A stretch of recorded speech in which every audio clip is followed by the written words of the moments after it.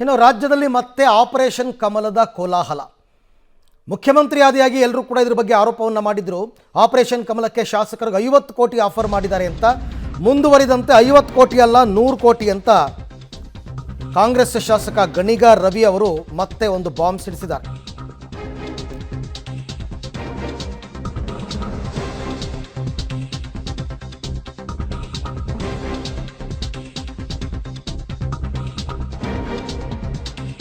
ಚಿಕ್ಕಮಗಳೂರು ಶಾಸಕ ತಮ್ಮಯ್ಯ ಮತ್ತು ಕಿತ್ತೂರು ಶಾಸಕ ಬಾಬಾ ಸಾಹೇಬ್ ಪಾಟೀಲ್ಗೆ ಆಫರ್ ಹೋಗಿತ್ತಂತೆ. ಹಾಗಂತ ಗಣಿಗ ರವಿಕುಮಾರ್ ಅವರು ಹೇಳಿರೋದು. ಯಾವ್ಯಾವ ಹೋಟೆಲ್ಲು, ಏರ್ಪೋರ್ಟು, ಯಾವ ಗೆಸ್ಟ್ ಹೌಸಲ್ಲಿ ಸಂಪರ್ಕ ಮಾಡಿದ್ದಾರೆ ಅಂತ ಮಾಹಿತಿ ಇದೆ. ಆ ಬಗ್ಗೆ audio, video, CD, pen drive, iCloud ಕೂಡ ಇದೆ. ಶೀಘ್ರದಲ್ಲೇ ಆಪರೇಷನ್ ಕಮಲದ ಸಾಕ್ಷಿ ಬಿಡುಗಡೆ ಮಾಡ್ತೀನಿ ಅಂತ ಗಣಿಗ ರವಿ ಹೇಳಿದ್ರೆ, ನನಗೆ ಯಾವ ಆಫರು ಬಂದಿಲ್ಲ ಅಂತ ತಮ್ಮಯ್ಯ ಹೇಳಿದ್ದಾರೆ. ಈಗಲ್ಲ, ಒಂದು ವರ್ಷದಿಂದ ಒಬ್ಬರು ಆಫರ್ ಕೊಟ್ಟಿದ್ರು ಅಂತ ಕಿತ್ತೂರು ಶಾಸಕ ಬಾಬಾ ಸಾಹೇಬ್ ಪಾಟೀಲ್ ಹೇಳಿದ್ದಾರೆ. ಬಿಜೆಪಿಯವರ ಹಗರಣಗಳ ಮೇಲೆ ಹಗರಣ ಆಚೆಗೆ ಬರ್ತಾ ಇದೆ. ಇದೆಲ್ಲ ಬಂದ್ಬಿಟ್ರೆ ನಾವು ಜೈಲಿಗೆ ಹೋಗ್ಬೇಕಾಗತ್ತಲ್ಲ ಅನ್ನೋ ಭಯ ಅವರಿಗೆ. ಅದರಿಂದ ಸರ್ಕಾರ ಮಾಡಬೇಕು, ಹೇಗಾದರೂ ಮಾಡಬೇಕು. ಗೌರ್ಮೆಂಟ್ನಲ್ಲಿ ಮಾಡಿದಂಥ ದುಡ್ಡು ಇದೆಯಲ್ಲ, ಆ ದುಡ್ಡಿಂದ ಈ ಸರ್ಕಾರನ ಬೀಳಿಸ್ಬಿಡ್ಬೇಕು. ಇತ್ತೀಚಿನ 100ಕ್ಕೆ ಬಂದಿದ್ದಾರೆ ಅವರು. 50ಕ್ಕೆ ಬೀಳ್ತಾ ಇಲ್ಲ ಅಂತ ಗೊತ್ತಾಗಿ 100ಕ್ಕೆ. ಈಗ ಅವ್ರಿಗೇನಂದ್ರೆ ಶತಾಯತ 50-100 ಲೆಕ್ಕ ಇಲ್ಲ, ಸರ್ಕಾರ ಮಾಡಿಬಿಡ್ಬೇಕು ಅನ್ನೋದು ಅವರ ಭಾವನೆ. ಯತ್ನಾಳ್ ಅವ್ರು ಏನು ಹೇಳಿದ್ರು, ನಮ್ಮ BJPಯಲ್ಲೇ ಒಬ್ಬರು 2,500 ಕೋಟಿ ರೂಪಾಯಿ ಇಟ್ಕೊಂಡು ಕೂತಿದ್ದಾರೆ ಮುಖ್ಯಮಂತ್ರಿ ಆಗೋಕ್ಕೆ ಅಂತ. 2,500 ಕೋಟಿ ಇಂಟು 50 ಡಿವೈಡೆಡ್ ಬೈ 50 ಜನ ಮಾಡಿದ್ರೆ ಎಷ್ಟು ಕೋಟಿ ಆಯಿತು? ಯಾಕೆ ನೀವು ಯತ್ನಾಳನ್ನ ತನಿಖೆ ಮಾಡ್ತಾರಲ್ಲ, ಯಾರು 2,500 ಕೋಟಿ ಇಟ್ಕೊಂಡಿದ್ರೆ, ಎಲ್ಲಿಟ್ಟಿದ್ದಾರೆ? ಕ್ಯಾಶಲ್ಲಿ ಇಟ್ಟಿದ್ದಾರೆ, ಡಾಲರಲ್ಲಿ ಇಟ್ಟಿದ್ದಾರೆ?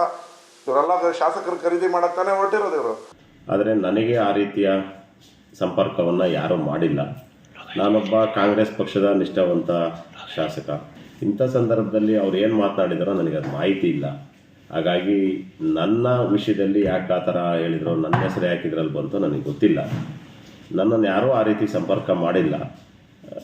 ಆ ರೀತಿ ಎಲ್ಲೂ ನನಗೊಬ್ಬ 18 ವರ್ಷ ನಾನು BJPಲಿ ಇದ್ದಿದ್ದರಿಂದ ಎಲ್ಲರೂ ಎದುರುಗಡೆ ಸಿಕ್ಕಿದಾಗ ಭಾಳ ಅವಕಾಶ ಸಿಕ್ಕಾಗ ಕೆಲವರು ಕಾಸಿಗೆ ಮಾತಾಡ್ತಾರೆ ಬಿಟ್ಟರೆ, ಆ ರೀತಿಯ ಈ ವಿಷಯಕ್ಕೆ ಸಂಬಂಧಪಟ್ಟಂತೆ ಯಾರೂ ಚರ್ಚೆ ಮಾಡಿಲ್ಲ. ಅದು ಅವ್ರನ್ನೇ ಕೇಳಬೇಕು, ನನಗೆ ಗೊತ್ತಿಲ್ಲ, ಅದು ಅವ್ರನ್ನೇ ಕೇಳಬೇಕು. ಆಮೇಲೆ ನನಗೆ ಯಾರೂ ಸಂಪರ್ಕ ಮಾಡಿಲ್ಲ, ಅದ್ರ ಬಗ್ಗೆ ನನಗೆ ಮಾಹಿತಿನೂ ಇಲ್ಲ. ದುಡ್ಡಿನ ಆಫರ್ ಬಂದಿಲ್ಲ ನನಗೆ, ನಿಜವಾಗಿ ಹೇಳ್ತೀನಿ. But as A good friends I got many good friends and leaders in BJP. ಅವ್ರು ಅದು ಲಾಂಗ್ ಬ್ಯಾಕ್ ಒಂದು ಹಂಗೆ ಕನ್ವರ್ಜೇಷನ್ ಆಗೈತೆ. ಈಗ ಇದನ್ನು ಗಮನಕ್ಕೂ ತಂದಿದ್ದನ್ನು ನಮ್ಮ ಲೀಡರ್ಸ್ ಜೊತೆ. ಬಟ್ ದುಡ್ಡಿನಿಂದ ನಮ್ಮನ್ನ ಖರೀದಿ ಮಾಡ್ತಾರೆ ಅನ್ನೋದು ಸಾಧ್ಯ ಇಲ್ಲ. ಅದು ಯಾಕಂದ್ರೆ ನಮ್ಮದು ಆಲ್ಮೋಸ್ಟ್ ಕ್ಲಿಯರ್ ಮ್ಯಾಂಡೇಟ್ ಕೊಟ್ಟಾಗ 135 ನಾವು 136 ಸಿದ್ದರಾಮಯ್ಯ ಅವ್ರ ಹಿಂಬಾಲಿ ಇರ್ತೇವೆ. ಸಿದ್ದರಾಮಯ್ಯ ಮುಂದುವರಿತಾರು. ಯಾವುದೇ ಥರ ಯಾರೂ ಡಿಸ್ಟರ್ಬ್ ಆಗುವಂಥ ಪ್ರಶ್ನೆ ಇಲ್ಲ. ಸುಮಾರು ದಿನಗಳ ಹಿಂದಿಂದ ಬಟ್ ಆ ಅಟೆಂಪ್ಟ್ ನಡೀತಾ ಇದೆ. ಡೇ 1ದಿಂದ ಸ್ಟಾರ್ಟ್ ಐತಿ, ಇವತ್ತಿಗೂ ಅದು ನಡೀತಿರ್ಬೇಕು. ಬೇರೆ ಇವತ್ತು ಬೇರೆ ನನಗಿರ್ಬೋದು, ಇವತ್ತು ಬೇರೆ ಅವ್ರು ನಡೀತಾರೆ. ಈ ಬಗ್ಗೆ ಮತ್ತಷ್ಟು ಮಾಹಿತಿ ನಮ್ಮ ಪ್ರತಿನಿಧಿ ರೋಹಿತ್ ಅವರಿಂದ ಪಡ್ಕೊಳ್ಳೋಣ. ರೋಹಿತ್, ಗಣಿಗ ರವಿ ಅವರು ಈ ಥರ ಆರೋಪ ಮಾಡ್ತಿರೋದು ಇದೇ ಮೊದಲನೇ ಸಾರ್ತಿ ಏನಲ್ಲ. 100 ಕೋಟಿ ಅನ್ನೋದನ್ನು ಮೊದಲೇ ಹೇಳಿದರು. ಆದರೆ ಅವರು ಯಾರ್ಯಾರ ಹೆಸರನ್ನ ನಿನ್ನೆ ಹೇಳಿದ್ರು ಶಾಸಕರು, ಅವ್ರು ಯಾರು ನಮ್ಗೆ ಆಫರೇ ಬಂದಿಲ್ಲ ಅಂತಾರೆ. ಚಿಕ್ಕಮಗಳೂರು ಶಾಸಕ ಇಲ್ಲ ಅಂತಾರೆ, ಕಿತ್ತೂರು ಶಾಸಕ ನನಗೆ ಹಣದ ಆಫರ್ ಬಂದಿಲ್ಲ ಅಂತಾರೆ. ಹಾಗಾದರೆ ಇವ್ರ ಮಾತು ನಂಬೋದು ಹೇಗೆ ಅಂತ?